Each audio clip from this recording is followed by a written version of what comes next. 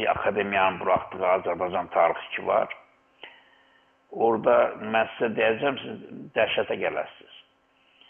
Deməli, yazıblar ki, Türklər Azərbaycana 11-ci əsrdə gəldilər, yerli xalqların dilini dəyişdilər. İndi bu Azərbaycan xalqının tarixi 8-9 əsrdir, lap 1000 əsrdir, belə 1000 ildir deyək. Yəni, bizim tarixçilərin bizə verdiyi tarix 1000 ildir, o 7 cilddə. İndi gəl, görə ermənilərə nə yazırlar? Yazırlar ki, erməni xalqı Fərəd çaylarının başında, yəni o Ərmən bölgəsində, miladdan öncə 2-ci minildə formalaşdı.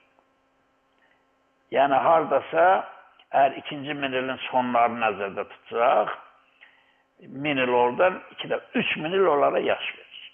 Kim verir? Bizim Tarix İnstitutunun buraxdığı 7 cilt, Azərbaycan tarixçiləri. Bizə 1000 il yaş verirlər, amma haylara 3000 il və daha çox. İndi mən bayaqdan söhbət edirəm, erməni alimlərindən misallar gətirir. Erməni alimi özünə o tarixi vermir axı. Deyir ki, 3-cü əsrdə, indi biraz da hələ qədməsi, 3-cü əsrdə deyir, bunlar gəldilər bura, bu yerlilərlə qaynayıb qarışdılar və yeni bir etnos proto-haylardan bir hay xalqı yarandı. O yerlilərin də sözlərindən götürdülər. Və indi bunlara deyir, erməni demək olar bundan sonra. Yəni, 3-cü əsr götürür. Yəni, 2100 il, 2200 il. Amma bizimki ona 3000 il, 3500 il yaş verir. Erməni özünün o tarixi qoymur, bizim tarixçi o tarixi qoymur. Bizə isə bizim o ulu tariximizi gətirir, çıxardır ki, 1000 yaş. Bələ buradadır. Bələ buradadır. Bunu bir Çin yazar, bir nə bilim, Yapon yazar, bir erməni yazar, nə bilim, bir kim yazır yazsın da, adam deyər ki, bilmir yazır, ya bizi sevmir, ya bizim özümüzkiler yazır. Ya bu milletin çörəyini yiyənlər bunu yazır. Sonra da deyirlər ki, hə, Qarabağ, ermənilər gəldi, Qarabağı aldı. Ha, ermənilər Qarabağı qələmlə çoxdan alıblar, qələmlə. Və siz də qələmlə çoxdan veribsiniz bunu. Bayaq dediyim kimi, torpaq əvvəlcə qələmlə alınır, sonra silahla.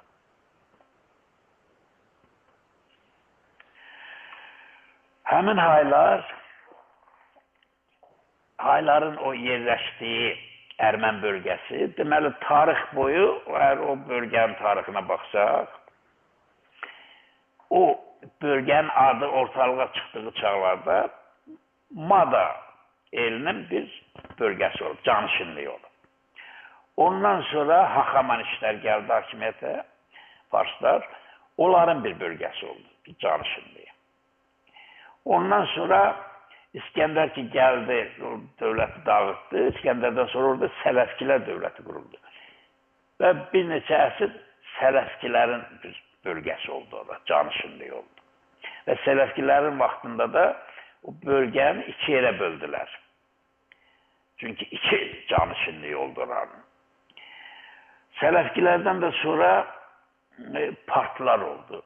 Yəni, proto-türkmənlər, ərsaklar. Ərsakların bir canişinliyi oldu. Ondan sonra Sasanilərin oldu. Daha xilafətə qədər. Xilafət də gəldi, ərəblər də gəldi. Ondan sonra ərəblərin canişinliyi oldu. Ərəblərdən sonra Səlcuqların qurduğu dövlətin bir canişinliyi oldu, bölgəsi oldu. Daha doğrusu Səlcuq dövlətinin bölgəsi oldu. Sonra da Osmanlı dövlətinin bir bölgəsi kimi qalıb. Və sonra da Türkiyə Cumhuriyyətinin bir ərazisidir. Yəni, tarix boyu burada hayların dövləti oldu, baxır. Və bu bölgə adını çəkdiyim dövlətlərin bir bölgəsi olur. Sadəcə bunlar həmin bölgədə yaşayıblar. Bu hay tarixi budur.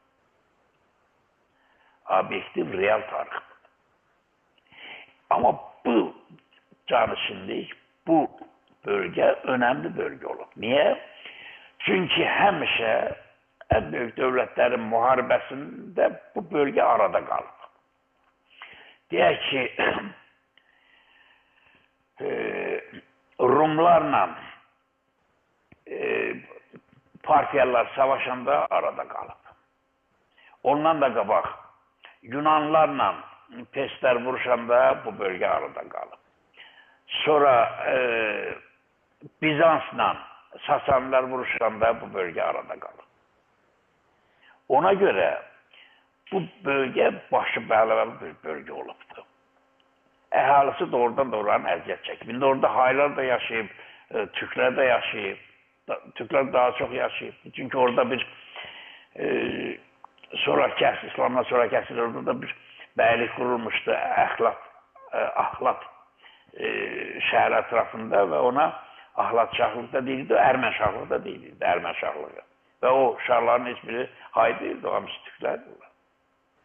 Amma bəlalı bölgə olub.